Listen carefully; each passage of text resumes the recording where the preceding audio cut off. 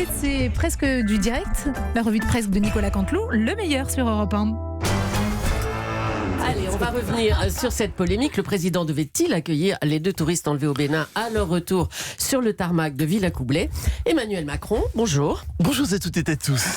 Alors, revenons aux otages. C'est vrai que c'est pas malin d'aller dans des territoires dangereux. Hein. C'est pas malin. Oui, d'ailleurs, je le redis à mes compatriotes, cette semaine sur le site martyrpacher.com, il y a une semaine en Syrie, à Damas. Oh là là. Pension complète. Non, pardon, j'ai mal lu. Pension complètement détruite pour 250 € la semaine. Bref, n'y allez pas. Pareil pour le trekking à Islamabad ou le saut en parachute en Corée du Nord ou la cure de bien-être à Fallujah.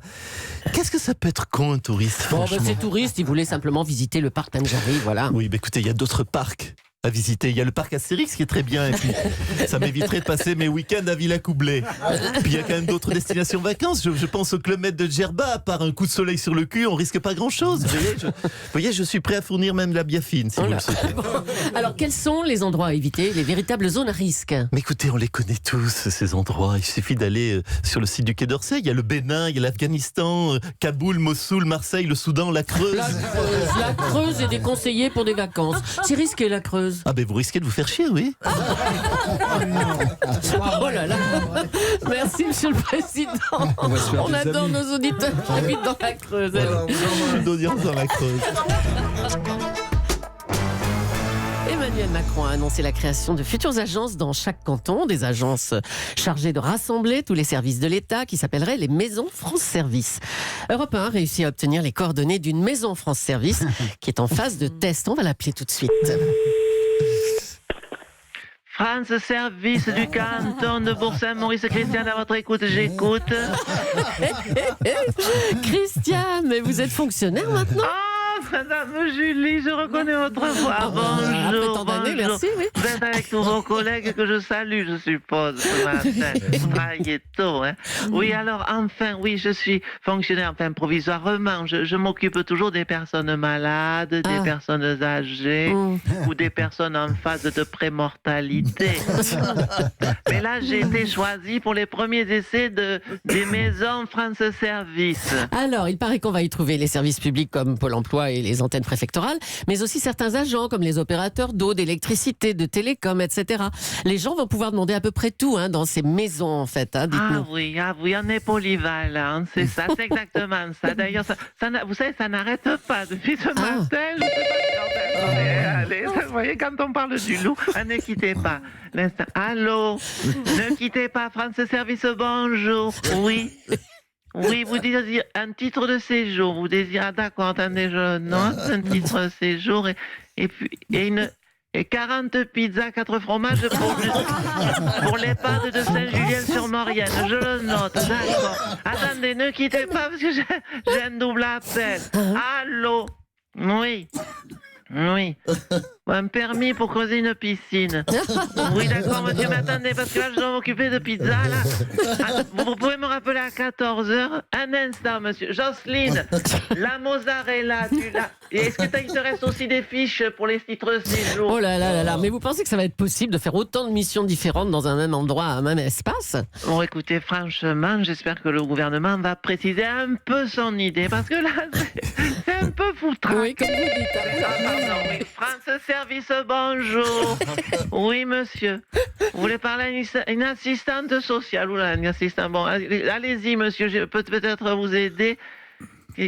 Comment reconquérir votre ex? Oula. Alors là, vous adressez pas la bonne personne, parce que moi, je vais tout vous dire. Je suis célibataire depuis 1987. 187. Oh, Jocelyne. Qu'est-ce qu'il y a, Jocelyne? Oh, elle me taquine, ma collègue, qui me dit que mon dernier rapport, c'est mon rapport de stage. Ça bouge. Quelle vie, madame Julie. Allez, une info qui concerne Marine Le Pen. Hier, le JDD nous apprenait que pour financer la campagne des Européennes, Marine Le Pen vendait des packs. Pour 15 000 €, un cocktail en présence de Marine Le Pen. Pour 50 000 €, un déjeuner avec elle. On va en parler avec son père. Bonjour Jean-Marie Le Pen. Moi, j'ai donné 4 millions d'euros à ma saleté de fille. J'ai le droit à quoi? Qu'elle se pende, n'est-ce pas? Et qu'elle saute du haut de la Tour Eiffel? 50 000 € pour un déjeuner avec elle, c'est cher quand même. Hein. Oui, mais attendez, et encore plus cher, n'est-ce pas? J'ai la grille de tarifs sous les yeux. Un cocktail, 15 000 euros. Un déjeuner, n'est-ce pas? 50 000. Un dîner, 75 000 euros. Et une nuit d'amour, 15 euros. Et c'est déjà trop cher, les draps. Attendez, je m'avais dit, sa lingerie déjà portée 800 euros. Oh non. Non, il n'y a que son programme qu'elle ne vend pas. Bah pourquoi? Parce qu'elle n'en a pas. Oh, on a compris. Merci Jean-Marie Le Pen. 15 000 euros pour un cocktail, 50 000 pour un dîner avec Marine Le Pen. Tiens, Dominique Strauss-Kahn, vous vouliez commenter cette actualité? C'est bizarre, ça, hein? Au contraire, en matière de tarifs d'escorte, vous avez devant vous un spécialiste. Pardon, deux spécialistes. Je ne vous avais pas vu, monsieur Légar.